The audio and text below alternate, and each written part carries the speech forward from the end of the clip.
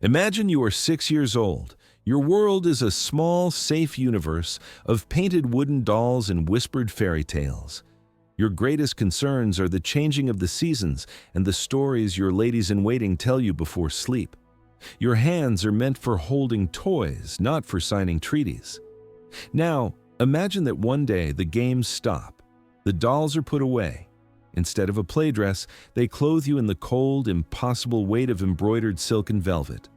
Instead of leading you to the gardens, they lead you into a vast cathedral filled with the scent of incense and old stone, its silence broken by the murmurs of a language you do not understand. And at the end of the aisle, they do not present you with a new playmate. They present you with a king, a sad-eyed, bearded man, almost 30 years old, and they tell you he is to be your husband. This is not a fairy tale. This was the life of Isabella of Valois. When we think of the queens of England, we think of giants. Elizabeth I, the Virgin Queen, defying an armada. Victoria, the matriarch of an empire upon which the sun never set. Eleanor of Aquitaine, a political force of nature. Even the tragic ones, like Anne Boleyn, loom large in our imagination, their stories etched into the very stones of the Tower of London. But history has ghosts. It has whispers in the margins of these grand narratives, and one of the quietest, most tragic whispers belongs to Queen Isabella. Her story is as dramatic, as steeped in political intrigue and personal tragedy as any of them, yet it has been almost entirely erased, a footnote in a chapter about the men who ruled around her. This is not a story of great men and their great wars. We will not be charting the course of battles or dissecting the politics of the 100 Years' War. This is a story about the price they paid for peace and the small child who was forced to pay it for them. We are going to step past the thrones and the council chambers and into the nursery of a child queen. We will attempt to reconstruct the stolen life of England's youngest and most forgotten royal bride. It was a life lived in 4 acts, a quiet tragedy played out on a vast political stage. First, the peace offering, a princess sold to seal a treaty between 2 warring nations. Second, the doll queen, living in a gilded cage, the cherished pet of a lonely king. Third, the child widow, suddenly thrown into a political storm, a valuable pawn in a game she was too young to understand. And fourth, the final quiet farewell of a life that was never truly hers. This is the story of what it means to be a queen, when you are still too young to know what it means to be a person. To understand how a 6-year-old princess could become a 30-year-old king's bride, you have to understand the stench of exhaustion that hung over Europe at the end of the 14th century. The so-called 100 Years' War between England and France had raged for generations, a relentless meat grinder that had consumed countless lives and bankrupted both kingdoms. It was a conflict fueled by dynastic pride and ancient hatreds, and by the 1390s, it had burned itself down to a smoldering, bitter stalemate. Both sides were financially ruined, their populations were weary, and their nobles were restless. Peace was not a noble ideal. It had become a desperate necessity. And in the cold calculus of medieval diplomacy, peace was a commodity that had to be purchased. The price was a princess. The groom in this transaction was Richard II, King of England. He was not a simple monster, not a lecherous predator from a dark fairy tale. To cast him as such is to miss the deeper, more insidious horror of the situation. Richard was a complex, intelligent, and deeply troubled man. He had inherited the throne as a boy of 10 and had been haunted by violence and betrayal ever since.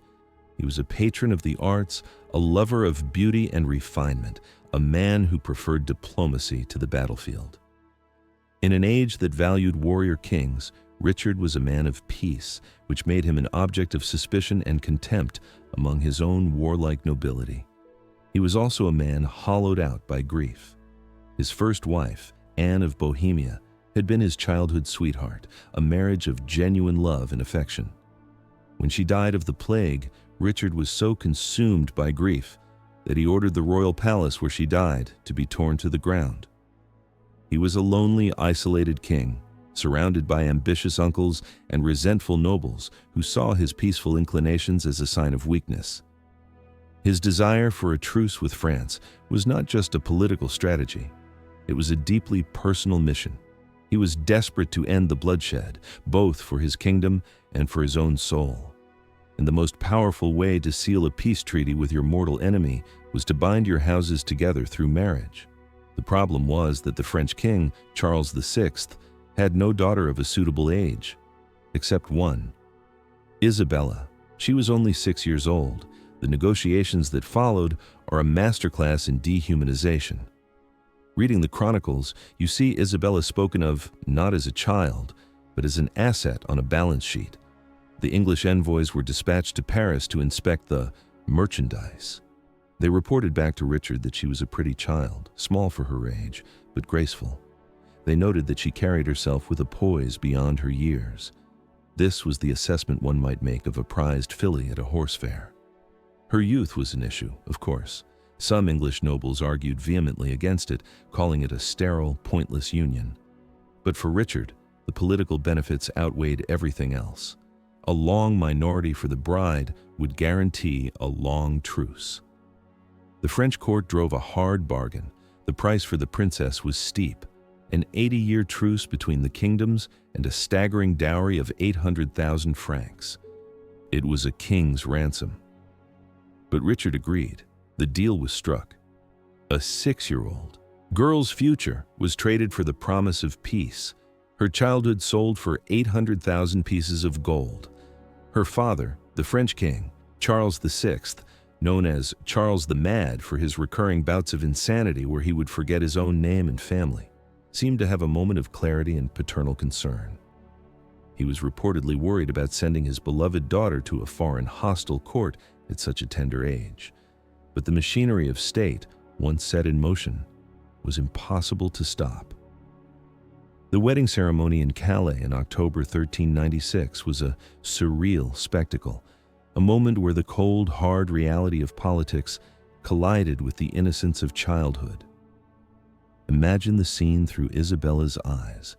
She was taken from her nursery, from the only world she had ever known, and placed at the center of one of the most significant political events of the decade. The sheer scale of it must have been terrifying. The great halls filled with powerful bearded men in armor and heavy robes, the endless ceremonies, the solemn masses, the formal feasts where she sat on a throne her small feet could not touch the ground from. The chronicles tell us that when she was formally presented to Richard, she was composed and dignified, answering the archbishop's questions with a clear voice. But she was still a child. At the feast, when the weight of the moment became too much, she broke down in tears, overwhelmed and homesick, wanting nothing more than to return to her governess. It was Richard himself who comforted her. He knelt before his 6-year-old bride, gently wiped her tears, and reassured her. He told her she would be a great lady and a queen, and that he would be her comfort and protector. And then came the vows, the moment a child was legally bound to a man 5 times her age. It was understood by all, of course, that the marriage would not be consummated for many years, not until she was of a suitable age. But the legal and religious reality was absolute. On that day, Isabella of Valois, a child who still believed in fairy tales, ceased to be a princess of France. She became Queen of England, the wife of a sad, lonely king, and the living symbol of a fragile peace. She was a doll queen, dressed in the robes of power, destined to live in a palace that was nothing more than a beautifully decorated cage. Isabella's arrival in England was met with a strange mixture of pageantry and suspicion. On the one hand, she was a queen, and the crown demanded that she be welcomed with all the pomp and ceremony befitting her station. She was given a lavish coronation at Westminster Abbey, a tiny figure lost in the vast echoing space, a crown placed upon a head that was still learning to read. She was installed at Windsor Castle, given her own household, a retinue of French and English ladies-in-waiting, and a world of unimaginable luxury. Her life was a carefully curated fantasy, a bubble of opulence designed to insulate her from the harsh realities of her position. She had The finest clothes, the most expensive toys, and the constant attention of her attendants. But beneath the surface of this royal welcome, a current of resentment ran deep. To many of the English nobles, particularly the powerful faction led by the king's uncle, the Duke of Gloucester, Isabella was not their queen. She was a symbol of everything they despised. She was a French princess, the daughter of their sworn enemy. Her presence on the throne was a constant galling reminder of the truce with France, a peace they saw not as a relief, but as a national humiliation. They looked at their child queen and saw not an innocent girl, but the embodiment of their king's failed policies, his preference for diplomacy over war, for art over conquest. She was a beautiful living effigy of Richard's weakness, and they hated her for it. Isabella, of course, was oblivious to these dark political undercurrents. Her world was the royal apartments, a gilded cage where she continued a life that was half queen, half schoolgirl. She took her lessons, played with her ladies-in-waiting, and slowly began to learn the language and customs of her new home. The central figure in this strange, isolated world was the king himself, her husband, Richard II. The relationship that developed between them was one of the few sources of genuine warmth in Isabella's young life, and it is this relationship that elevates her story from a simple political tragedy to a profound personal one. By all historical accounts, Richard treated his child bride with nothing but kindness, respect, and a surprising tenderness. He understood her position completely. He did not treat her as a wife, but as a surrogate daughter or a cherished ward. The chronicler Jean Froissart, who witnessed their interactions firsthand, wrote that Richard was delighted by her, for she was young and gay. He would visit her often, spending hours in her company, bringing her gifts and engaging her in conversation. He made a point of ensuring she was happy and well cared for, that her household was running smoothly, and that she was not too lonely. For Isabella, this sad, lonely king became her sole protector, her only real friend in a foreign land. He was the anchor in her bewildering new life. He was the one constant familiar face in a sea of strangers. A genuine bond of affection grew between them, the innocent love of a child for a benevolent father figure. This gentle paternal relationship is the key to understanding the depth of the trauma that was to come. Richard was not her monster. He was not her abuser. In a world that treated her as a political pawn, he was the only person who seemed to see her as a human being. This kindness, however, could not protect her from the storm that was gathering just beyond the castle walls. While Isabella played in the gardens of Windsor, Richard's kingdom was unraveling.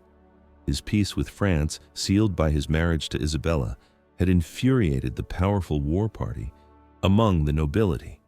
His lavish spending on arts and culture, his preference for a small circle of trusted advisors over the traditional aristocratic council, and his increasingly autocratic style of rule had alienated many of the most powerful men in England. He was a king who believed in the divine right of his own authority, and he refused to bow to the will of his nobles. The figurehead of this growing opposition was a man who had every reason to hate the king. Richard's own cousin, Henry Bolingbroke, the son of the powerful Duke of Lancaster. Henry was everything Richard was not. He was a pragmatic, battle-hardened warrior, a charismatic leader of men who knew how to appeal to the common soldier and the disgruntled lord alike.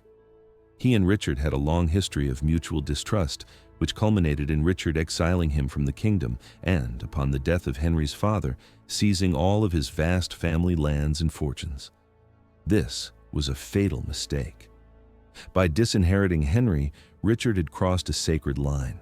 He had attacked the very principle of hereditary succession upon which his own throne was based. He had shown every noble in the land that their titles and estates were not safe, that they could be taken away at the whim of the king. He had, in effect, signed his own death warrant. The child queen, Isabella, remained blissfully unaware of the deadly game being played around her. Her protector, King Richard, confident in his own power, decided to leave the kingdom for a military campaign in Ireland. It was another catastrophic error in judgment. With the king gone, England was left vulnerable. And Henry Bolingbroke, waiting in exile in France, saw his moment. He saw a kingdom ripe for the picking, a nobility ready to revolt, and a king who had left his castle undefended. The stage was set for a dramatic, violent seizure of power. Isabella's quiet life in her gilded cage, the peaceful interlude of her childhood, was about to come to a brutal and abrupt end. The storm had finally broken. The summer of 1399 was the season that Isabella's world came crashing down. While King Richard was away in Ireland attempting to quell a rebellion, Henry Bolingbroke landed on the shores of England. He came not as a conqueror, but under the clever guise of a wronged man, claiming he had only returned to reclaim his rightful inheritance, the Duchy of Lancaster, which Richard had stolen from him. It was a masterful piece of political theater. Disgruntled nobles, tired of Richard's autocratic rule and his unpopular peace with France, flocked to Henry's banner. What began as a personal quest for justice quickly snowballed into a full-blown revolution. For the 10-year-old queen, the first sign that something was terribly wrong came not as a declaration of war, but as a series of quiet, terrifying changes. She had been moved from the familiar comfort of Windsor to the more fortified Wallingford Castle, ostensibly for her own protection. The whispers in the corridors grew more urgent.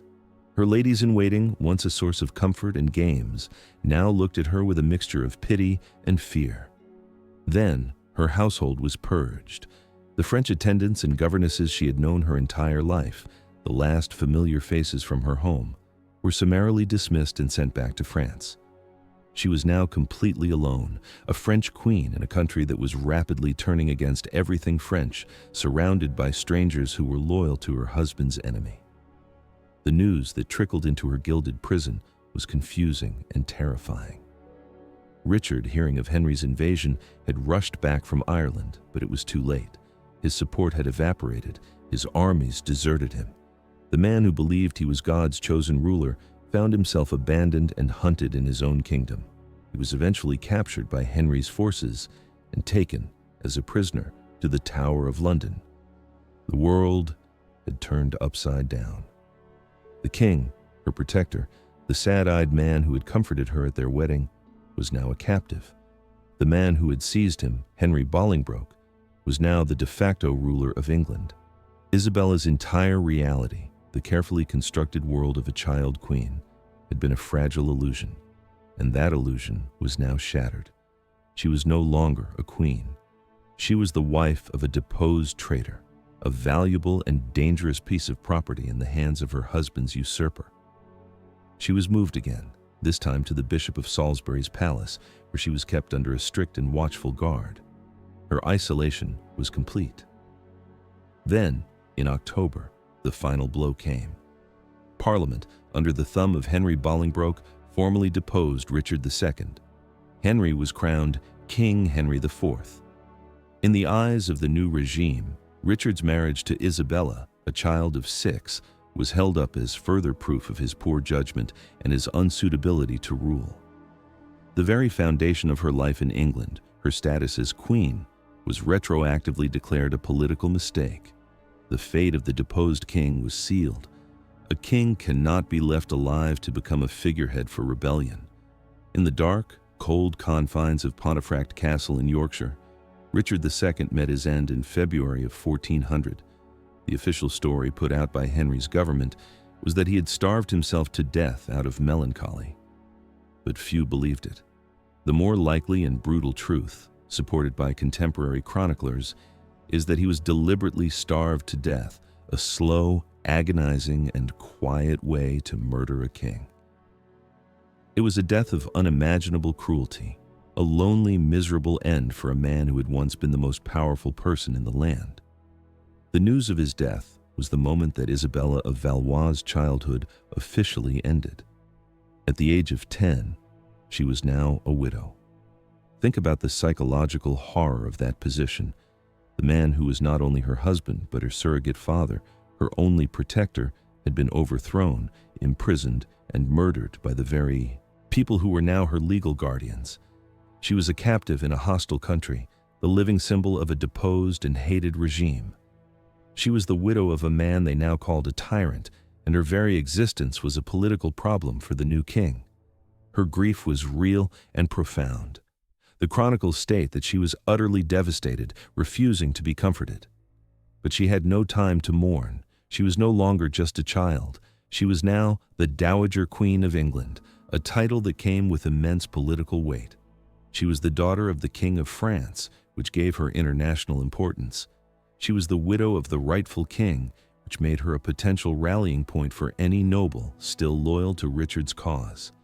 And most importantly, she was the key to a vast fortune, her unpaid dowry, the 800,000 francs that England was now obligated to either repay or forfeit. A 10-year-old girl, grieving and alone, had suddenly become one of the most valuable and dangerous political pawns in all of Europe. Her personal tragedy was just the prelude to a new and even more cynical political game. With Richard II dead and buried, King Henry IV, the new master of England, had a kingdom to secure. He sat uneasily on a throne, won by force, and his reign was plagued by rebellions and conspiracies from nobles who saw him as a usurper. In this volatile political landscape, the 10-year-old Dowager Queen Isabella was not just a grieving child. She was a major political problem, a loose thread that could unravel his entire regime. Henry, a master of pragmatic and ruthless statecraft, knew he had to neutralize her. His problem was threefold. First, she was the daughter of the King of France. To harm her or mistreat her would be to invite the wrath of a powerful nation and shatter the fragile truce he had inherited. Second, as Richard's widow, she was a living symbol of the old regime. Any faction loyal to the dead king could rally around her, using her name to legitimize a rebellion. He had to keep her under his control. Third, and most pressingly, was the matter of her dowry. France had paid a significant portion of the 800,000 francs, and now that the marriage had ended with Richard's death, they wanted it back. For a new king with an empty treasury and a restless kingdom, repaying such a colossal sum was a financial impossibility. Henry IV devised a solution that was, from a purely political perspective, brilliant in its cynicism. He would not harm her. He would not send her back. He would absorb her into his own dynasty. He proposed to marry the 10-year-old Isabella to his own son and heir, the future King Henry V. At the time, Prince Hal was a young man of about 13 or 14. A marriage between them would solve all of his problems in a single stroke. It would bind the French princess to his own family, neutralizing her as a political threat. It would strengthen the legitimacy of his new dynasty by linking it to the old one. And most importantly, it would allow him to keep the French dowry. To Henry and his council, it was the perfect political maneuver. They saw only the strategic advantages, the consolidation of power, the financial gain. They failed to see, or perhaps simply did not care about, the monstrous psychological cruelty of their plan. They were asking a 10-year-old child, still in mourning, to marry the son of the man who had overthrown and murdered her husband and protector. They were asking her to legitimize the very regime that had destroyed her world. They expected her to be a compliant pawn, a pawn of flesh and bone, as one historian would later call her, a girl so young and powerless that she would simply do as she was told. They were wrong. This was the moment that the doll queen shattered, and from the pieces emerged a will of iron that no one could have anticipated. When Henry IV's envoys formally presented the marriage proposal to Isabella, this 10-year-old girl, held in gilded captivity, did the unthinkable. She refused. Her defiance was not a childish tantrum. It was a conscious, articulate, and stunningly brave act of political resistance. The chronicles are clear on this. She declared that she was in mourning for her late lord and husband, King Richard. She stated that she could not even consider another marriage, let alone to the son of the man who had brought about her husband's ruin. She met the powerful lords of England not with tears, but with a cold, regal dignity that belied her age. She was a queen, and she would not be treated as a mere bargaining chip. Henry IV's court was blindsided. They had expected a frightened, pliable child. They found instead a miniature monarch with an unshakable sense of loyalty and a will that could not be broken. For over 2 years, a bizarre and unprecedented political standoff ensued. On one side was Henry IV, the battle-hardened usurper king of England. On the other was a captive girl, barely a teenager. Henry tried everything. He cajoled, he threatened, he sent emissaries to persuade her. He kept her in a state of limbo, moving her from castle to castle, hoping to wear down her resolve. But Isabella would not yield. Her steadfast refusal turned her from a domestic problem into an international incident. The French court, enraged by the treatment of their princess and Henry's refusal to return her dowry, demanded her immediate release. The matter of the Queen became a major point of contention between the two kingdoms, a diplomatic firestorm with a child at its center. Isabella, through her passive resistance, had become more powerful in her captivity than she ever was on the throne. She was no longer just a symbol of Richard's failed peace policy. She was now a symbol of the legitimacy of his reign and the illegitimacy of Henry's. Every day that she refused to marry his son was a public reminder that the new king's power was built on a foundation of theft and murder. This small, quiet girl, armed with nothing but her own grief and a profound sense of loyalty, had single-handedly thwarted the strategic plans of a king. She had stared into the face of the new regime and, with the simple word "no," had exposed its moral bankruptcy. It was an act of courage that has been almost entirely forgotten, a brief but brilliant flash of defiance from a queen who history had tried to cast as a footnote. She had been bought and sold, used and discarded, but in this singular moment of resistance, Isabella of Valois proved that even a pawn of flesh and bone has a will of her own. In the end, even a king's will has its limits. After nearly 3 years of steadfast refusal, it became clear to Henry IV that Isabella would not break. The political pressure from France was mounting, and the continued presence of Richard II's defiant widow in England was a festering sore for his new regime. Keeping her was now more trouble than it was worth. Reluctantly, Henry agreed to let her go. Her return to France in 1402 was not a triumphant homecoming. It was a quiet, bittersweet affair, steeped in the cold reality of political compromise. Henry IV, in a final act of avarice, refused to return the full sum of her dowry. He claimed the money had already been spent on her household and upkeep during her years as Queen of England, a piece of accounting so cynical it was breathtaking. He sent her back with only her personal jewels and a fraction of what was owed. The French court, desperate to have their princess back, had no choice but to accept. Isabella had won her freedom, but the system had still exacted its price.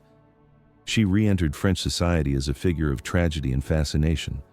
At the age of 12, she was already a dowager queen, a veteran of a political war, a child who had seen the brutal inner workings of a royal court. She carried a gravity and a sadness that set her apart from other girls her age. She had survived, but the ghost of King Richard, her murdered protector, would follow her for the rest of her life. For a few brief years, it seemed as though she might find a measure of peace. At the age of 16, she was married again, this time to her handsome and talented younger cousin, Charles, the Duke of Orléans. This was not another cold political transaction. By all accounts, it was a marriage of genuine affection, a bond of shared youth and understanding. Charles was a celebrated poet, and in Isabella, he found a muse and a companion. For the first time since her early days with Richard, Isabella experienced something akin to a normal, happy life. She had a husband who cherished her, a court that celebrated her, and the promise of a future free from the trauma of her past. But the tragedy that had defined her childhood was not yet finished with her. In 1409, at the age of 21, Isabella gave birth to her first child, a daughter named Joan. The joy of motherhood, however, was tragically short-lived. Complications arose from the childbirth, and just hours after bringing her daughter into the world, Isabella of Valois died. Her death was a quiet domestic tragedy, a stark contrast to the high political drama of her early life. She died not in a castle under siege, but in a birthing chamber, a victim of the primitive medicine of her time. Her husband, Charles of Orléans, was utterly devastated. He would later be captured by the English at the Battle of Agincourt, and spend 25 years as a prisoner in the Tower of London, writing mournful poems about his lost love, the child queen who had finally found happiness only to have it snatched away. And with that, Isabella's story ends. Her life was a brief, brilliant, and heartbreaking flash in the grand dark tapestry of European history. She was born to be a political tool, a living seal on a peace treaty. She was made a queen before she could write her own name. She was made a widow before she truly understood what it meant to be a wife. She was used, manipulated, and held captive by powerful men who saw her only as an object, a symbol, a problem to be solved. Her one shining moment of agency, her defiant refusal to marry her captor's son, is a testament to a spirit that refused to be completely extinguished. But in the end, the system won. She was returned, her fortune was largely kept, and history moved on, focusing on the great men who fought the great battles, like her would-be husband, Henry V, the hero of Agincourt.